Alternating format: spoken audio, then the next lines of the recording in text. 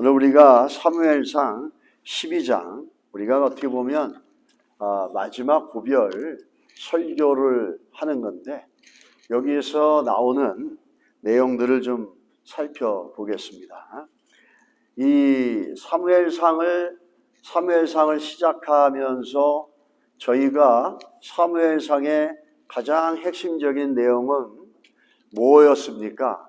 하나님을 가까이 하는 자에게는 하나님께서 복을 주시고, 또 하나님 앞에서 그 하나님의 존재와 하나님의 다스림과 통치를 순종하는 삶, 그런 삶에 대해서 이 사무엘상이 얘기하고 있습니다.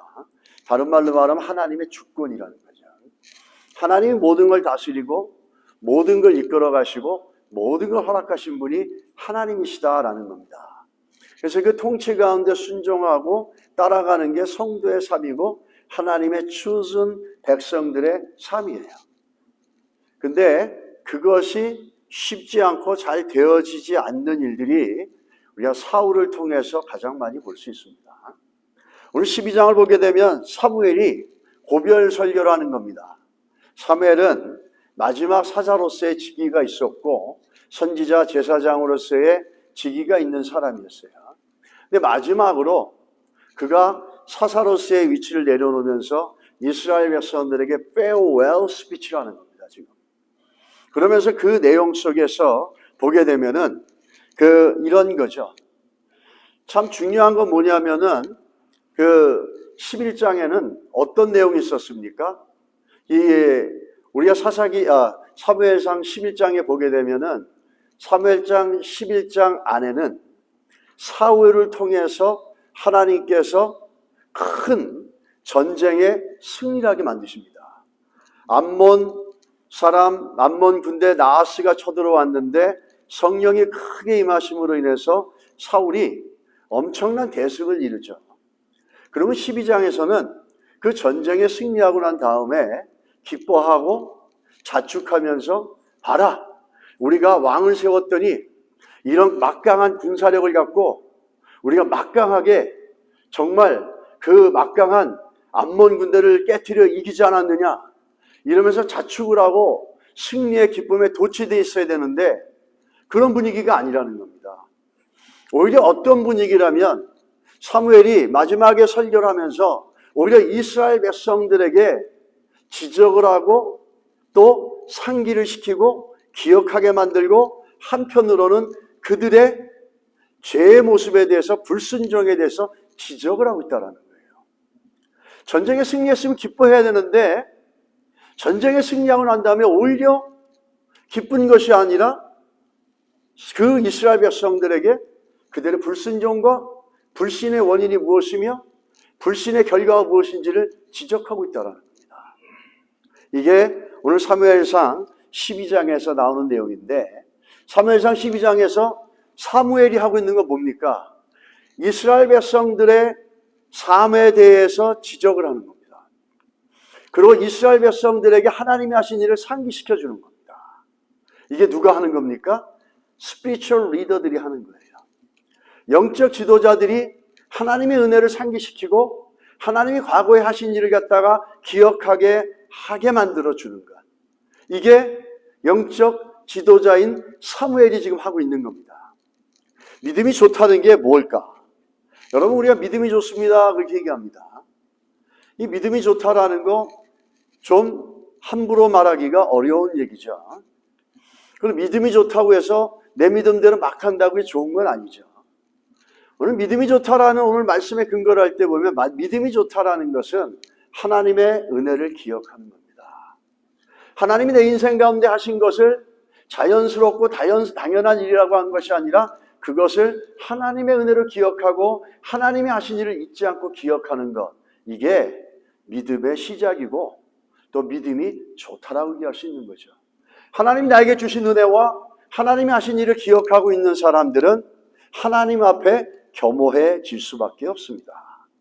그리고 그분을 순종하며 그분의 뜻 가운데 삶을 봉사하고 헌신할 수밖에 없다라는 거죠. 근데 이 사무엘이 지금 하고 있는 게 뭐냐면 늘 잊어버리고 있고 까마귀 고기를 먹었는지 모르겠지만 늘 하나님의 은혜를 잊어버리고 하나님이 하신 일 잃어버리는 이스라엘 백성들을 다시 리콜해 주는 겁니다. 그리고 다시 그걸 remember, 기억하게 해주는 일을 하고 있다는 거죠. 어느 노부부가 결혼이 70세가 넘은 노부부가 결혼 50주년이 되어가지고 50주년을 기념하려고 사람들을 초청을 했습니다. 파리를 베풀고 그래서 좋은 자리에서 데코레이션을 하고 좋은 음식을 만들어서 많은 사람들을 초청해서 불러서 함께 즐거운 시간들을 보내고 있었습니다. 그런데 그 아름답게 진열되어져 있고 장식되어져 있는 테이블에 모퉁이가 깨지고 아주 오래되고 허름한 꽃병이 하나 올라와 있는 겁니다. 그러니까 사람들이 그 노부부에게 물어봅니다. 특별히 그 부인 되시는 분한테 물어보는 거죠. 아니, 미세스 누구누구시여, 왜 이런 화려하고 좋은 자리에 저 우중충하고 오래되고 그 모퉁이가 깨진 저런 꽃병을 여기다 올려놓으셨습니까? 안 맞습니다, 분위기하고. 좀 이걸 치워주시죠. 그게 더 좋지 않겠습니까? 이렇게 사람들이 요청을 하고 물어봤습니다. 왜 여기다 올려놨는지. 그래서 그 와이프 되시는 분이 이렇게 얘기합니다. 50년 전에 한 젊고 잘생기고 전도가 유망하고 늠름한 청년이 나에게 들어와서, 내 방에 들어와서 나에게 꽃을 주면서 사랑을 고백하고 그리고 결혼을 하자고 요구하고 그는 그 방을 나갔습니다. 그리고 나는 너무 좋아서 그 꽃을 들고서 춤을 나도 모르게 추다가 춤을 추다가 꽃병을 건드려서 꽃병의 모퉁이가 깨지고 말았습니다. 저는 50년을 살아오면서 우리 남편과 살아오면서 항상 좋지만은 않았습니다. 실망할 때도 있고 후회스러움이 있을 때도 있었지만 그때마다 저 깨어진 저 꽃병을 보면서 내가 처음 그 프로포즈를 받고 고백을 받았을 때 그 기쁨이 얼마나 감격이 컸었는지를 나는 다시 한번 되새기게 되고 저 꽃병을 볼 때마다 그때의 감격과 기쁨이 되살아나면서 나는 다시 우리 남편을 사랑하고 또 가정을 사랑하면서 이렇게 50년을 살아올 수 있게 해주는 것이 저 깨어진 꽃병입니다. 그 꽃병을 통해서 그 노부부들은 자신들의 삶과 자신들의 처음 시간들을 기억하면서 되새기면서 그것이 현실의 삶 가운데 영향을 줬다라는 거죠. 이 꽃병은 아니지만 지금 사무엘 선지자가 하는 게 뭐냐면, 이 영적 리더가 하는 게 뭐냐면, 이스라엘 백성들에게 깨어진 꽃병이 50주년 되어진 노부부에게 지난 날을 기억하게 하면서 그 삶을 변함없이 살아가게 해줬던 것처럼 이스라엘 백성들에게 다시 상기시켜주는 겁니다. 교회가 하는 일이 뭘까요? 목회자가 성도가 말씀을 전하고 듣는 일이 뭘까요? 하나님의 은혜를 기억하는 겁니다. 제일 중요한 건 뭐죠? 예수 그리스도를 이 땅에 보내셔서 내 죄를 위해서 피 흘려 죽게 하시고 하나님의 은혜로 내가 하나님의 자녀 된 것을 기억하게 하고 상기하게 하시고 그 하나님이 하신 놀라운 은혜를 다시 한번 기억하게 하는 것, 다시 한번 상기시켜주는 것, 이것이 예배고 또 이것이 말씀이고 이것이 교회가 또 영적 지도자들이 해야 될 일이라는 겁니다. 사무엘은 이제 그걸 하고 있는 거예요. 너희가 지금까지 온 것이 누구 때문이냐? 너희를 지금까지 붙잡아 주신 것이 누구시냐? 바로 하나님이시다. 그런데 왜 잊어버리고 있느냐? 이런 거죠. 그래서 이 사무엘이 세 가지를 기억하게 해주고 세 가지를 리콜, 상기시켜 줍니다. 첫 번째는 뭐냐면 과거의 일들을 상기시켜 줍니다. 6절에서 8절까지의 내용을 보게 되면은 과거의 일들을 상기시켜주는 내용들이 나옵니다. 그 중에서 7절에 이런 얘기를 합니다. 사무엘이, 자, 우리가 이제 담론해보자. 이 담론하자는 말은 법정 용어입니다. 굉장히 강력한 용어를 쓰고 있는 거예요. 그런데 그 전에 어떤 일이 있었습니까? 이스라엘 백성들에게 사무엘이 이렇게 얘기합니다. 자, 내가 너희들에게 스피리추얼 리더로서 잘못한 거 있으면 너희들이 증언해봐라. 내가 잘못한 거 있으면 지적해봐라. 왜죠? 그 전에 왕을 세우게 해달라고 간청할 때 뭐라 그랬습니까? 사무엘이여, 우리는 더 이상의 사사를 인정하지 않겠습니다. 당신들의 아들은 이러쿵 저러쿵 이렇게 해서 도저히 우리가 사사로서 인정하고 따라갈 수 없습니다. 그게 맞는 말일 수도 있지만은 사실은 그것들은 하나님을 거역하려고 하는 명분이었다라는 거죠.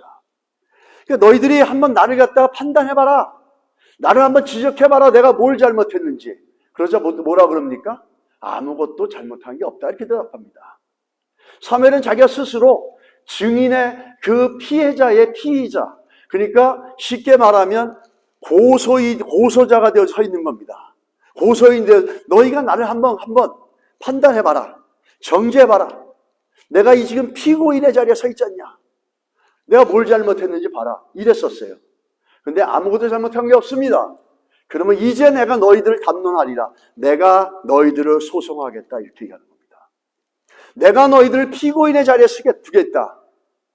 내가 너희들을 피고인의 자리에 두겠는데 한 가지 그 얘기는 뭐냐면 하나님이 여지까지 너희들에게 하신 은혜와 하나님이 너희들에게 베푸신 일들을 너희들은 기억하지 못하고 있다는 겁니다. 이와 똑같은 얘기가 어디에 나오냐면 사무엘상 7장 12절에 나오는 거예요.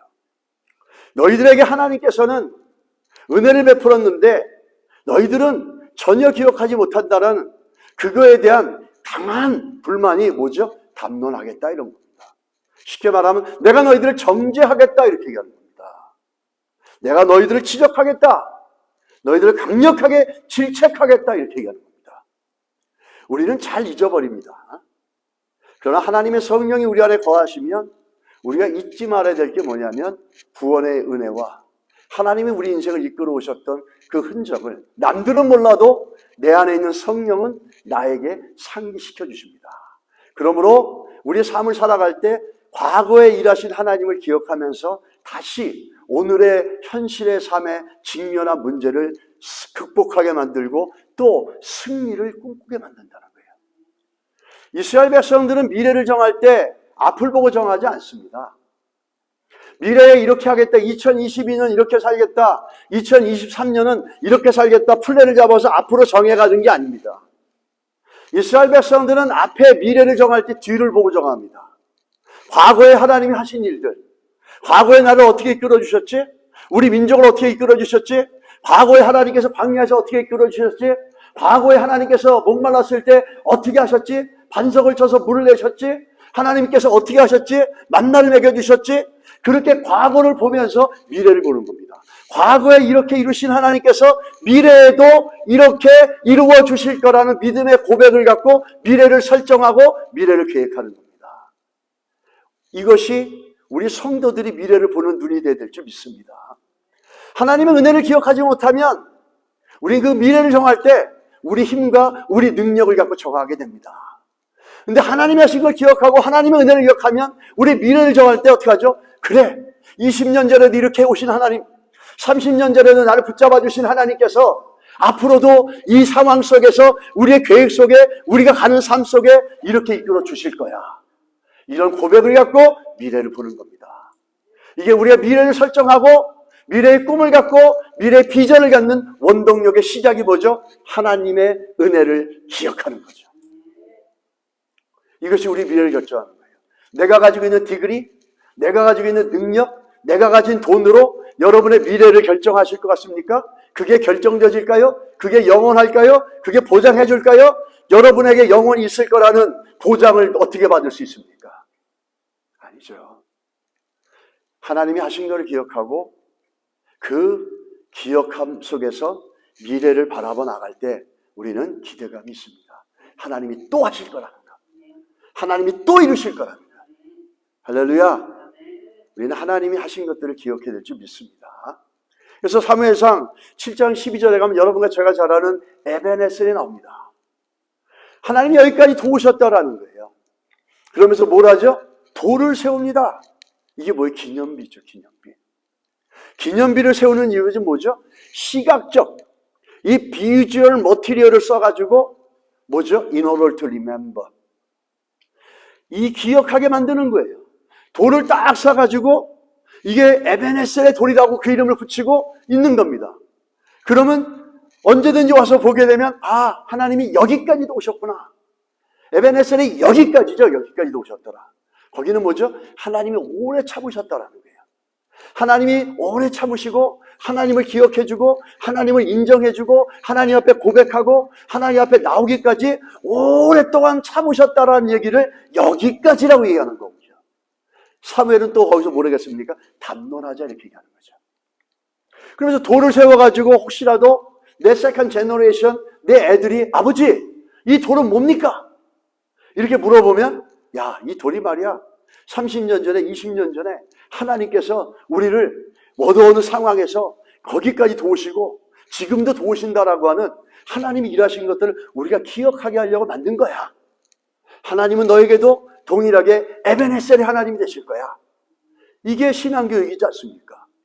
내가 하나님의 은혜를 기억하지 못하고 내가 하나님을 경험해보지 못하고 하나님이 하신 것을 기억하지 못한다면 우리 자녀들에게 어떻게 하나님을 신뢰 나가는 믿음을 그들에게 전달해주고 에베네셀의 그 돌 기념탑을 보여줄 수 있겠습니까?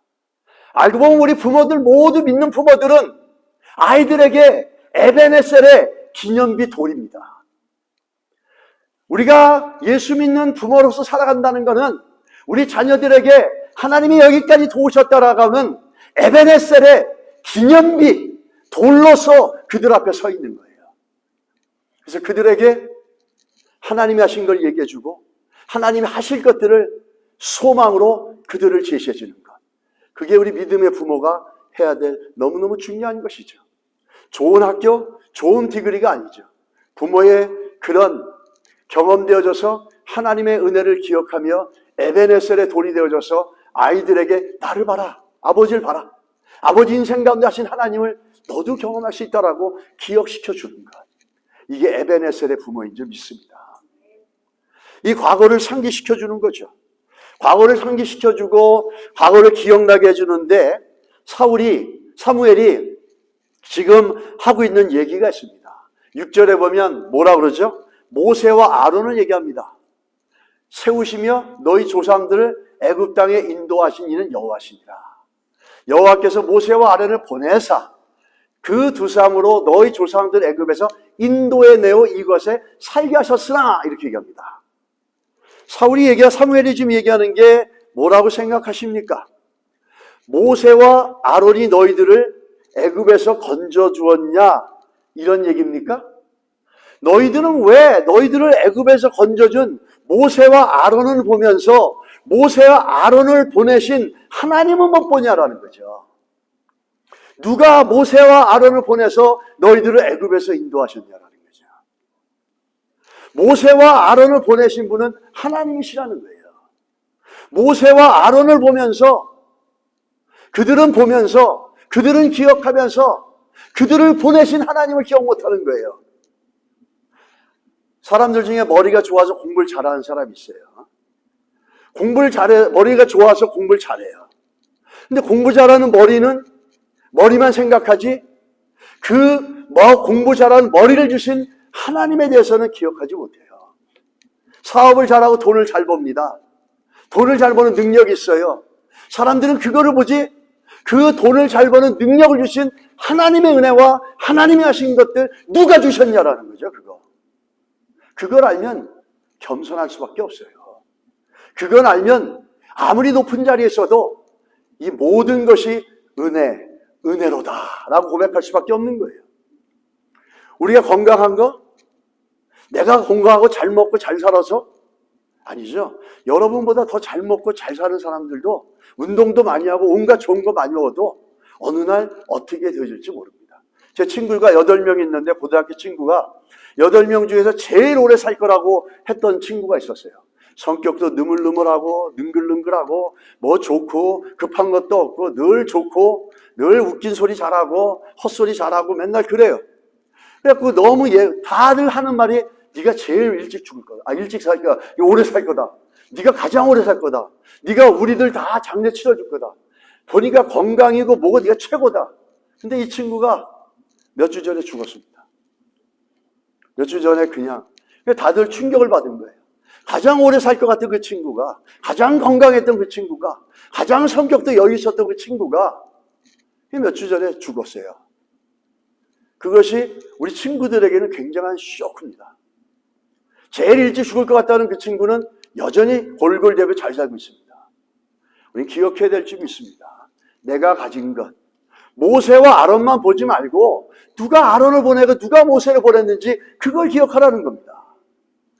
모세와 아론이 너희를 인도해 준 게 아니라 누가 그들을 보내서 그들을 통해서 누가 너희들을 애굽에서 건져내고 홍해수 땅을 밟아 움직이게 해준다라는 거죠. 우리 공부 잘하면 공부 잘하는 사람 머리 좋다라는 것만 보지 그걸 누가 줬는지를 잊어버립니다. 돈을 많이 벌고 성공하면은 내가 능력이 있어서 내가 돈 버는 사업적인 감각이 있어서 이것만 생각하지 그걸 주신 하나님은 기억하지 못하는 거예요. 믿음이 뭐죠? 머리 좋다고 머리 좋은 것만 보는 게 아니고 성공했다고 성공한 자기 능력만 보는 게 아니라 그것을 주신 이가 누군지를 기억하는 거예요. 그것을 허락하신 이가 누군지를 기억하는 겁니다. 그게 믿음의 눈이라는 거죠. 가정을 주시고 나에게 잡을 주시고 공부할 수 있는 기회를 주시고 이 모든 것들 내가 잘해서 아니라 그것을 할 수 있도록 허락하시고 주신 분이 누구인지를 기억하는 것.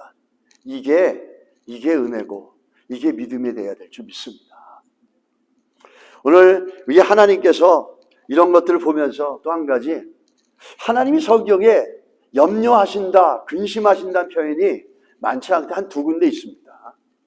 하나님이 대놓고 정확하게 염려하신다라고 하는 말씀이 이 신명기에 있습니다.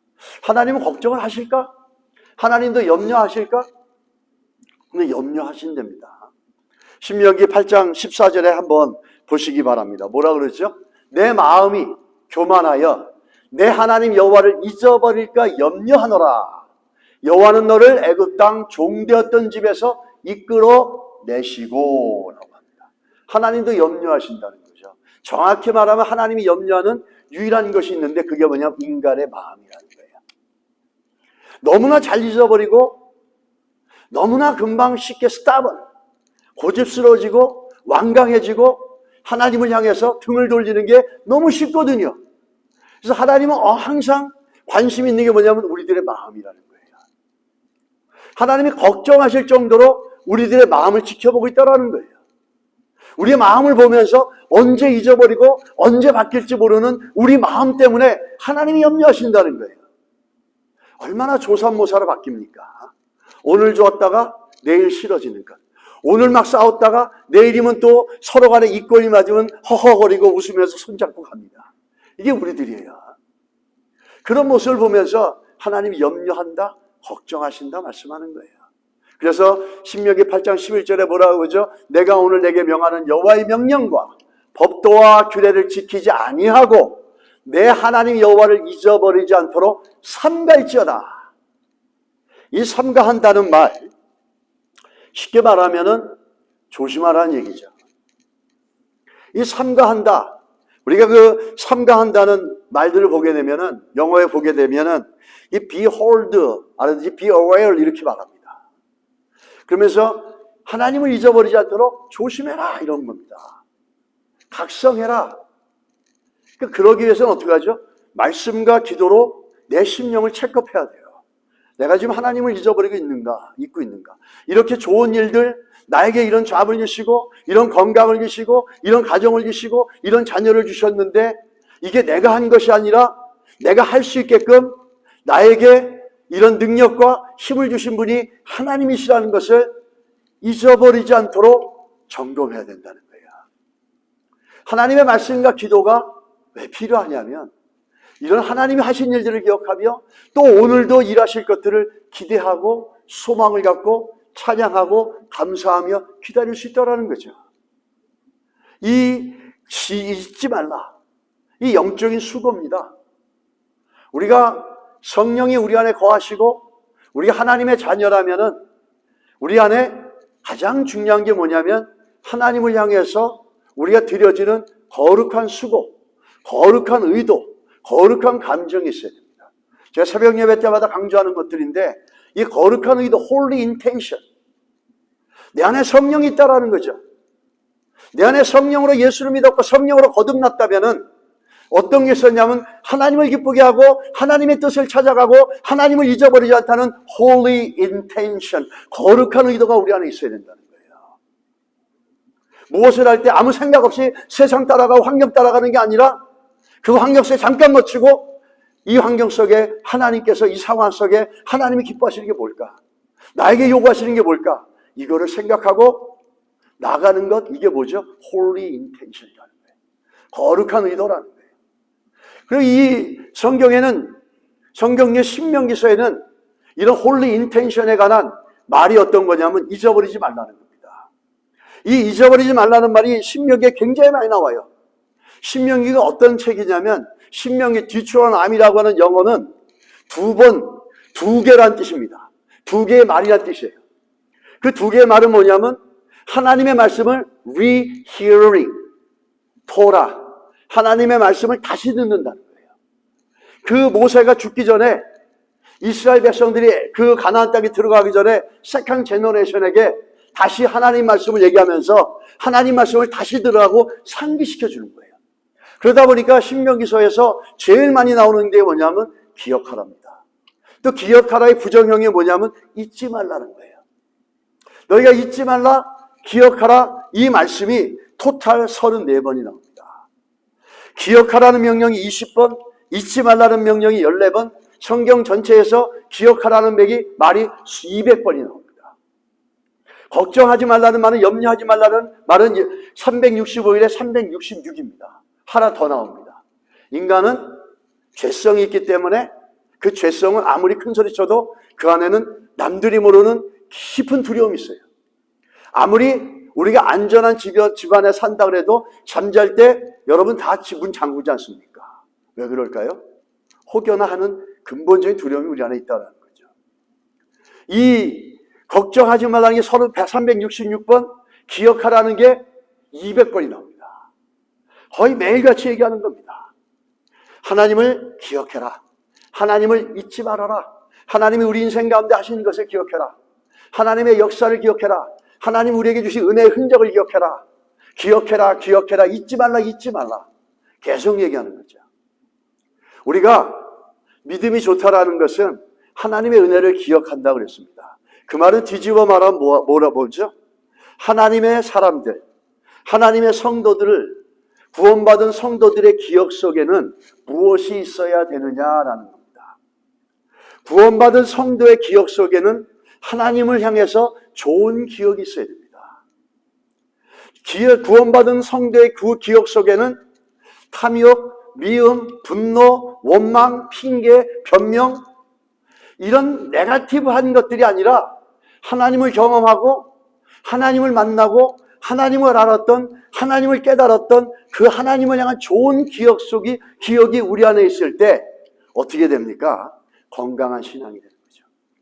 건강한 신앙은 하나님을 향해서 좋은 기억을 가지고 있을 때 건강한 신앙이 되어지고, 또 하나님의 은혜와 하나님이 하시는 일들을 기억할 수 있습니다. 여러분의 기억 속에 뭐가 있습니까? 상처, 미움, 원망, 탓. 뭐만 하면 남 탓하죠. 사실은 다 내 탓인데, 내가 잘못한 게 더 많은데, 남 탓, 누구 때문에, 뭐 때문에, 그 리젠먼, 원망, 원한, 이런 것들은 우리 안에 없어야 되고, 우리 기억 속에는 뭐죠?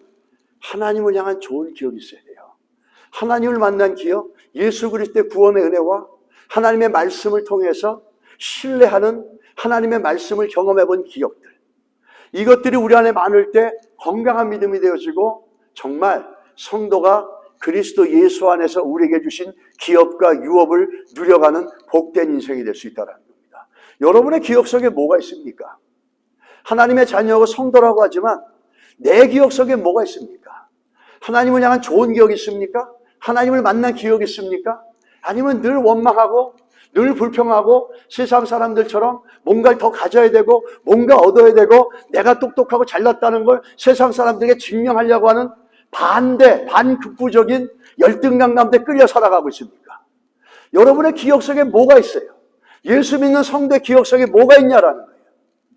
하나님을 만난 좋은 경험들, 하나님을 깨달아 알았던 하나님을 아는 좋은 경험들, 하나님을 알아서 말씀을 통해서 하나님의 은혜를 경험했던 그 하나님을 향한 좋은 기억들이 우리 안에 있을 때 좋은 건강한 신앙이 되어질 수 있다는 거죠. 그것을 많이 경험해서 여러분의 기억 속에 많이 채워넣으시기를 예수 이름으로 축복합니다. 그럴 때 우리는 에베네셀처럼 우리 자녀들에게 하나님에 대해서 하나님이 어떤 분이신지를 알려주고, 내가 만난 하나님, 내가 만난 예수 그리스도가 어떤 분인지 알고, 세상 사람들에게도 아무리 뭐라 그래도 내가 만난 예수를 우리는 알릴 수가 있습니다. 근데 그런 기억이 없는 사람들은 늘 눈에 보이는 것, 귀에 들리는 것대로 따라갈 수밖에 없다라는 거죠. 우리는 우리 기억이 뭘 담고 있는지를 여러분 잘 점검하시길 바랍니다. 우리 사울의 경우를 보게 되면 사무엘상 13장 8절로 9절에 보면 사울이 결정적으로 하나님 앞에 불순종하는 모습이 있죠. 사울은 사무엘이 정한 기한대로 이레 동안을 기다렸으나 사무엘이 길갈로 오지 아니하매 백성이 사울에게서 흩어지는지라. 사울이 이르되 번제와 화목제물을 이리로 가져오라 하여 번제를 드렸더니, 이렇게 얘기합니다. 무슨 얘기죠? 지금 사울이 사무엘을 기다리고 있는 거예요. 사무엘이 와가지고 내가 7일 후에 갈 테니까 기다려라. 그런데 적군은 눈앞에 딱 와 있고, 그러고 자기가 데리고 있는 군사들은 왜 전쟁을 치러야 되는데 적군은 엄청나게 했는데 우리는 아무것도 안 하고 있냐고 노심초사하고 조바심을 내고 있습니다. 그럴 때 사울은 뭐라 그러죠? 움직이지 말고 하나님이 7일을 기다리라 했으니까 조용히 7일을 기다리고 있어라. 이렇게 되는 상황이었어요. 그런데 불행하게도 사무엘이 7일을 기다리라고 했는데 사울이 기다리질 못합니다. 순종을 하지 않죠. 순종은 7일이든 8일이든 사무엘이 올 때까지 기다려야 되는 거예요. 7일이든 100일이든 700일이든 사무엘이 올 때까지 기다리는 게 순종입니다. 내가 할 수 있는 것뿐만 하는 게 아니라 내가 할 수 없고 내가 이해할 수 없는 상황이 되더라도 순종해 나가는 게 참된 순종이라는 거예요. 내가 알고 내가 이해할 수 있는 것만 순종한다면 그게 무슨 순종이에요? 그냥 이해지. 사무엘은 지금 7일에 간다는데 못 오니까 사울이 어떻게 하죠? 야, 그거 제사 드리는 거 별것도 아니다. 내가 할게. 그러면서 하나님이 정해놓으신 룰을, 법규를 깹니다. 그러면서 자기가 번제와 화목제를 가져와봐. 내가 번제 드리고 전쟁에 나가자. 이러고 있었던 거예요. 그럴 때 사무엘이 내려와가지고 그를 책망합니다. 어떻게 당신은 기다리지 않고 당신이 이렇게 하고 있습니까? 이 얘기는 이렇게 책망하는 사무엘에게서는 당신이 아무리 왕이라도 당신이 해야 될 일이 있고 제사장이 해야 될 일이 있는 거예요. 당신이 아무리 왕이라고 권력을 가졌다 할지라도 하나님이 정해놓으신 법규를 함부로 어기면 안 되는 겁니다. 당신이 아무리 권력을 가졌고 이스라엘을 통치한다 그래도 당신은 여전히 하나님 아래고 하나님이 참된 왕이십니다. 그분을 순종해 가야 된다는 거죠. 사울은 그걸 못 기다린 거죠. 그러자 자기 마음대로 사람의 소리, 환경에 민감해서 그냥 사무엘이 할 것들을 자기가 그냥 해버립니다. 7일을 사무엘이 올 때까지 기다리라 그랬는데 못 기다렸죠. 사무엘이 해야 될 제사장 일을 자기가 해버렸죠. 하나님이 정해진 법규를 자기 마음대로 한 겁니다. 권력이 생기고 높은 자리에 되니까 이 사울은 하나님의 법규를 지키는 것을 아주 쉽게 여겼고, 더 중요한 건 뭐냐면 자기가 왕이지만 정말 참된 왕이 누구시죠? 여호와 하나님이세요. 그거를 잊어버린 거예요. 자기가 하나님의 자녀로서 자기를 세우신 그 하나님을 순종하고 경외하고 경배해야 될 것들을 사울은 권력이 잡히니까 그걸 잊어버린 겁니다. 기억하지 못한 거죠. 그러므로 그의 불순종이 시작되어진다는 겁니다.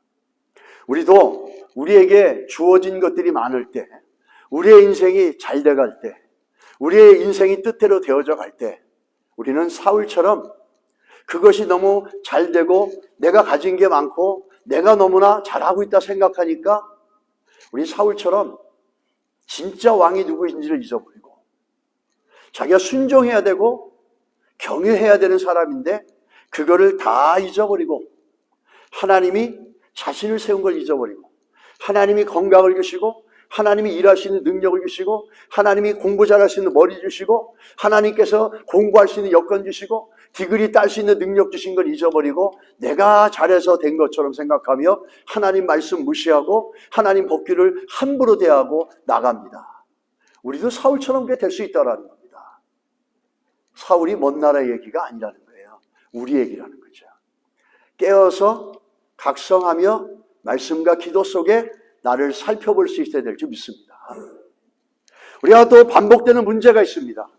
사울이 또 지적하는 거예요. 뭘 지적하는 겁니까? 계속해서 반복되는 문제가 있다는 거예요. 사울이 그걸 포인트아웃하고 있는 거예요. 사무엘상 12장 9절에 보면 그들의 하나님 여호와를 잊은지라 여호와께서 그들을 하솔 군사령관 시스라의 손과 블레셋 사람들의 손과 모압 왕의 손에 넘기셨더니 그들이 저희를 침해, 이렇게 얘기합니다. 이게 무슨 얘기죠? 이스라엘 백성들의 조상들의 과거에 했던 행적을 얘기하는 거예요. 이 말은 이런 거죠. 너희들 한번 생각해봐라. 너희들 조상들이 어떻게 했는지 아냐? 이게 너희들의 문제야. 너희들이 왕이 없어서 망한 게 아니야. 너희가 정치 체제가 잘못돼서 망한 게 아니야. 너희들이 총칼이 없어서 망한 게 아니야. 너희가 경제력이 없어서 망한 게 아니야.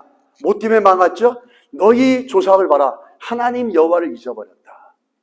하나님 여호와를 잊어버리니까 어떡하죠? 하솔이 쳐들어오고 블레셋이 쳐들어오고 모압이 쳐들어옵니다. 한 나라가 쳐들어오고 힘든데 여기서는 하솔 군대가 쳐들어오고 여기서는 블레셋이 쳐들어오고 여기서 모압이 쳐들어와서 압제당하고 수치당하고 노략당하고 모욕당하고 고통당하지 않았느냐. 그 고통당한 이유가 뭐냐라는 거죠. 너희들이 그래 고통당한 이유가 뭔지라는 거예요. 그 이유는 총칼이 없어서가 아니라 돈이 없어서가 아니라 뭐죠? 하나님을 잊어버렸기 때문이에요. 그게 지난날 과거에 너희들 백성 조상들이 한 거라는 거예요. 하나님을 잊어버렸을 때 이런 엄청난 문제와 고통을 겪었는데 왜 너희들 깨닫지 못하냐라는 거죠. 그러면서 또 사무엘상 12장 10절에 뭐라고 얘기합니까? 백성이 여호와께 부르짖어 이르되 우리가 우리 여호와를 버리고 바알들과 아스타롯을 섬김으로 범죄하였나이다. 그러하오나 이제 우리를 원수들의 손에서 건져내소서. 그리하시면 우리가 주를 섬기가 있나 하매. 이건 무슨 얘기입니까? 아까는 이거죠.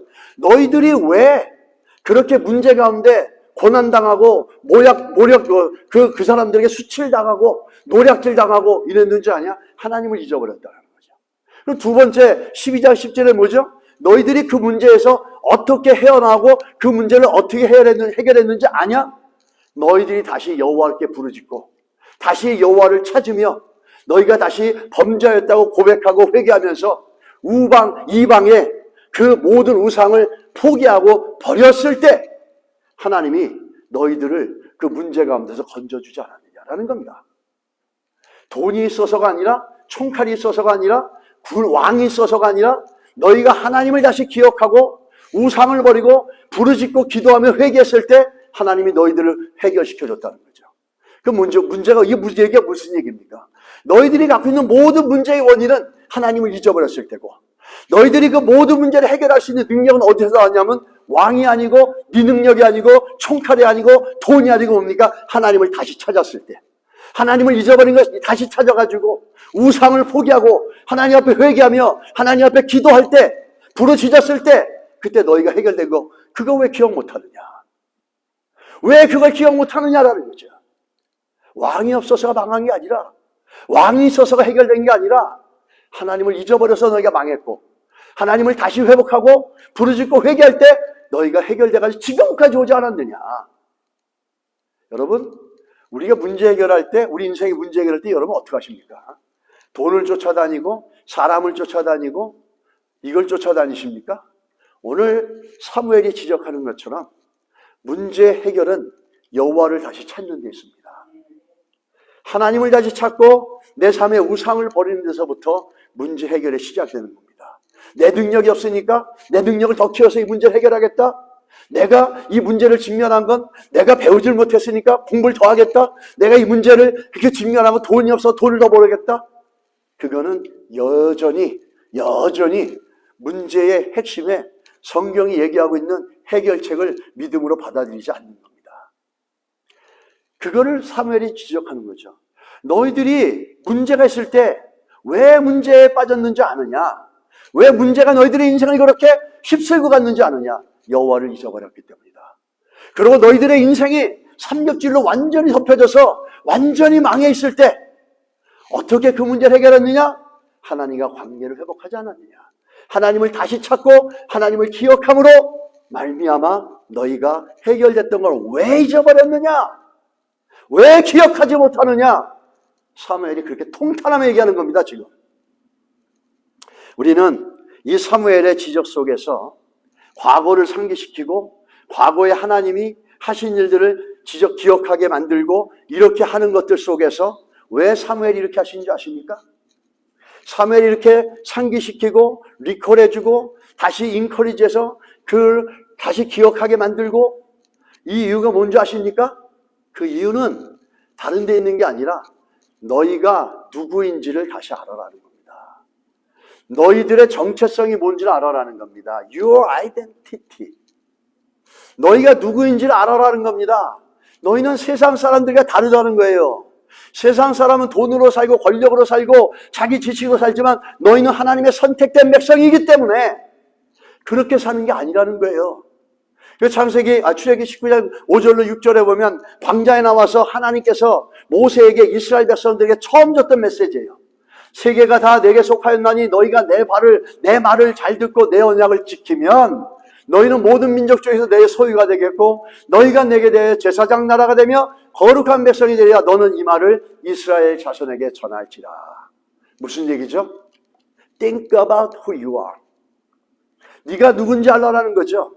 너는 하나님의 선택받은 백성이고 너는 하나님의 saved people, 구원받은 백성이라는 거예요.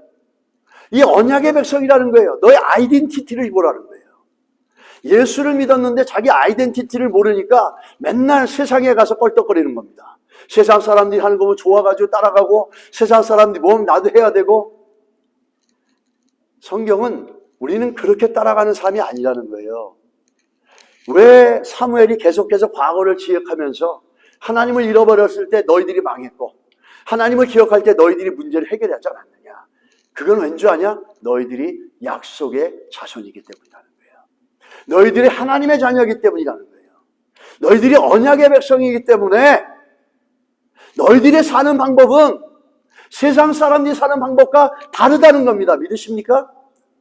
여러분과 저는 성도이기 때문에 세상에 사는 방법과 성도의 삶은 다르다는 겁니다. 정체성이 있고 내가 성도인 걸 알면은 우리는 하나님의 자녀가 사는 게 뭐죠? 하나님께 순종하며 사는 게 하나님의 자녀로 살아가는 방식입니다. 왜? 우리의 정체성이 그거기 때문에. 우리는 우리 신앙이 있다고 하지만 여전히 세상 방법 쫓아가고 세상 가운데 가서 저 세상 사람들이 하는 거를 나도 얻어가고 성취해야지만 그게 성공인 줄 생각하고 잘 되는 건 줄 알아요. 근데 세상 사람들이 원하는 대부분의 것들은 뭐죠? 그거를 가지면은 하나님을 의지하지 않습니다. 우리 하나님의 백성들은 어떤 가운데서도 하나님을 신뢰하고 하나님을 기억하고 순종함을 살아갈 때 내가 누구인지를 알고 있다는 거죠. 내가 누구인지를 모르면은 우리는 순종이라는 말에 거부감만 느끼지 그것에 대해서 신실하게 거룩한 고민을 하지 않습니다. 왜? 정체성이 약하니까. 정체성이 없으니까. 여러분 어떠신지 한번 나는 예수 믿는 하나님의 백성으로 그 정체성, 나의 아이덴티티, 이 스피리추얼 아이덴티티가 얼마나 견고한지를 점검해 보시고 그 스피리추얼 아이덴티티가 견고하다면 하나님 앞에 순종하는 게 내가 살아가는 방식이구나. 내가 살아야 될 방식인가라는 믿음의 고백이 있어야 될 줄 믿습니다. 우리가 그 잘 나오는 게 뭐냐면 신명기서 28장이잖아요. 이게 좀 길지만 제가 다 적어봤습니다. 한번 보시기 바랍니다. 신명기서 28장이 뭐죠? 순종하면 하나님 복을 주시고 불순종하면 저주가 온다는 겁니다. 왜? 하나님의 백성이 살아가야 될 방식이기 때문입니다. 하나님의 백성이 살아가야 될 방식은 뭐죠? 순종입니다. 내가 내 하나님 여호와의 말씀을 삼가 듣고 내가 오늘 내게 명령하는 그의 모든 명령을 지켜야 하면 내 하나님 여호와께서 너를 세계 모든 민족에 뛰어나게 하실 것이라. 내가 내 하나님 여호와의 말씀을 청정하면 이 모든 복이 내게 임하여 내게 이르리니 성읍에서도 복을 받고 들에서도 복을 받을 것이며. 아멘. 내 몸의 자녀와 내 토지의 소산과 내 짐승의 새끼와 소와 양의 새끼가 복을 받을 것이며 내 강주리와 떡반죽 그릇이 복을 받을 것이며 내가 들어와도 복을 받고 나가도 복을 받을 것이라. 여호와께서 너를 대적하기 위해 일어난 적군들을 내 앞에서 패하게 하시리니 그들이 한 길로 너를 치러 들어왔으나 내 앞에서 7길로 도망하리라. 또 그 다음에 여호와께서 명령하사 내 창고와 내 손으로 하는 모든 일에 복을 내리시고 내 하나님 여호와께서 내게 주신 땅에서 내게 복을 주실 것이며 여호와께서 내게 맹세하신 대로 너를 세워 자기의 성민이 되게 하시리니 이는 내가 내 하나님 여호와의 명령을 지켜 그 길로 행할 것입니다. 땅의 모든 백성이 여호와 이름이 너를 위하여 불리는 것을 보고 너를 두려워하리라. 아멘. 이거는 하나님의 자녀는 어떻게 살아야 된다는 거죠? 하나님의 자녀는 순종함으로 산다는 거예요. 여호와를 기억하며 순종함으로 살 때 이런 복이 있다는 겁니다. 반대로 순종하지 않을 때 어떤 겁니까? 내가 만일 내 하나님 여호와의 말씀을 순종하지 아니하여 내가 오늘 내게 명령하는 그의 모든 명령과 규례를 지켜 행하지 아니하면 이 모든 저주가 내게 임하며 내게 이를 것이니 내가 성읍에서도 저주를 받으며 들에서도 저주를 받을 것이요 또 내 떡방주리와 떡반죽 그릇이 저주를 받을 것이요 내 몸의 소생과 내 토지의 소생과 내 소와 양의 새끼가 저주를 받을 것이며 내가 들어와도 저주를 받고 나가도 저주를 받으리라. 그랬습니다. 이게 뭘 얘기하는 겁니까? 하나님의 자녀로서의 정체성을 알면 이 순종이 얼마나 소중한지를 알고 이 순종이 갖다주는 놀라운 은혜와 복들을 기억하고 믿음으로 바라본다는 겁니다. 순종하는 자들만이 이런 은혜를 얻을 수 있다는 거죠. 왜? 우리 하나님의 자녀이기 때문이라는 거예요. 세상과 다르다는 겁니다. 우리가 사는 방법은. 우리가 이 신명기 28장을 보면서 우리가 봤는데 이 하나님의 자녀라는 것, 하나님의 자녀라고 사는 데 있어서 하나님의 자녀인 걸 잊어버리면 순종이 아니라 교만해집니다. 여러분, 교만해진다는 건 뭘 얘기하냐면 나를 드러내는 겁니다. 이 고린도후서 11장 23절 27절에 보면은 바울이 고백합니다. 바울은 정말 대단한 사람이었어요. 그는 조금 교만하고 자기를 조금 자랑하고 자기를 좀 높여내도 어느 누구도 바울에게 뭐라 그럴 사람이 없었어요. 바울은 좀 인간적으로 볼 때 얼마든지 자기를 자랑할 수 있는 사람이었습니다. 근데 그럼에도 불구하고 바울은 한 번도 자기를 자랑하거나 그 은혜를 잊어버린 적이 없어요. 고린도후서 11장 23절 27절에 바울이 3초 여행 때 그 고린도 교회에다가 쓰는 글에 자기가 얼마나 복음을 위해 수고했는지를 얘기해 줍니다. 나는 수고도 더 많이 하고 감옥살이도 더 많이 하고 매도 더 많이 받고 여러 번 죽을 뻔하였고 유대 사람들에게 마흔에서 하나를 뺀 매를 맞은 것이 5번이요 채찍을 받은 것이 3번이요 돌로 맞은 것이 1번이요 파선을 당한 것이 3번이요 밤낮 꼬박 하루를 방망한 바다를 다녔으며 자주 여행하는 동안에 강물의 위험, 강도의 위험, 동족의 위험, 이방 사람의 위험, 도시의 위험, 광야의 위험, 바다의 위험, 거지 형제 자매의 위험을 당하였고 수고와 고역에 시달리고 여러 번 밤을 지새우고 줄이고 목마르고 여러 번 굶고 추위에 떨고 헐벗었다. 누가 이만큼 주를 위해 수고하고 누가 이만큼 주를 위해 헌신했겠습니까? 그런데 바울은 한 번도 자랑하지 않습니다. 뭐라 그러죠? 하나님의 은혜를 잊지 않은 거예요. 하나님의 자녀는 내가 하나님의 은혜로 말미암아 되어진 것을 기억합니다. 그 하나님의 은혜를 기억하는 사람들은 어떤 가운데서도 내가 누구보다도 더 많이 수고하고 누구보다 더 많이 헌신하고 누구보다 더 많이 헌금했어도 절대로 자랑하지 않아요. 뭐라 그러죠? 이게 고린도전서 15장 10절이에요. 내가 나 된 것은 하나님의 은혜로 된 것이니. 아멘이십니까? 내게 주신 그의 은혜가 헛되지 아니하며 내가 모든 사도보다 더 많이 수고하였으나 내가 한 것이 아니요 다 같이 읽겠습니다. 오직 나와 함께 하신 하나님의 은혜로다. 아멘. 바울은 하나님의 은혜를 기억했다라는 것, 하나님의 자녀로서 하나님의 은혜를 기억하고 끝까지 주를 위해 충성하고 순종하고 봉사했습니다. 그 충성하고 봉사하는 동안에 남들보다 더 맞고 더 굶주리고 더 많은 고통을 느꼈지만 한 번도 자기가 했다 그러고 자기를 드러낸 적이 없어요. 늘 하나님의 은혜로 되어진 거고, 내가 더 매를 많이 맞고 더 고통당하고 고난당한 게 뭐죠? 다 하나님의 은혜라는 거예요. 내가 힘이 있어서 능력이 있어가 아니라는 거죠. 우리 안에도 이런 고백이 있으시기를 예수 이름으로 축복합니다. 마지막으로 사울이 지적하는 게 있어요. 사무엘이 아직도 문제는 반복되고 있다는 거예요. 이 아직도 반복되고 있다는 문제가 뭐냐면 사울이 과거를 지적하는 거죠. 너희들이 왜 망했는지, 너희 조상들이 망했다가 다시 왜 회복됐는지 그거를 지적해주고 있지 않습니까? 그런데 너희들이 아직도 정신 못 차리고 그 죄를, 그 불순종을, 불신앙을 다시 반복하고 있다는 거예요. 그 반복한 결과가 뭐죠? 그 불신앙이 반복된 결과가 뭐죠? 그 열매가 뭐죠? 바로 사울이라는 거예요. 사울은 하나님의 통치와 하나님의 지배를 받지 않겠다라고 하는 이스라엘 백성들의 불신과 불신앙의 결과로 세워진 거예요.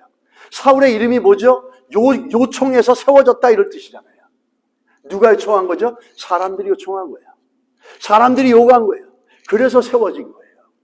그 말은 뭐죠? 이제는 우리도 이방 나라처럼 왕을 세워나가는데 우리도 이제는 이 사울을 세워가지고 이방 나라처럼 살겠습니다. 이 얘기는 뭐냐면 하나님 통치 안 받고 우리 능력과 우리의 선택과 우리의 능력과 힘으로 우리가 살겠습니다라는 얘기예요.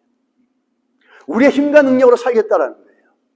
하나님 통치 안 받고 하나님 순종하는 게 아니라 우리가 원하는 기준에 맞는 사람을 세워서 그 선택을 따라서 그 능력과 그 기준의 능력과 결과로 우리가 이제 그렇게 살겠다는 겁니다. 쉽게 말하면 순종하며 사는 게 아니라 우리 능력으로 갖고 살겠다는 겁니다. 내 힘으로 살겠다는 거죠.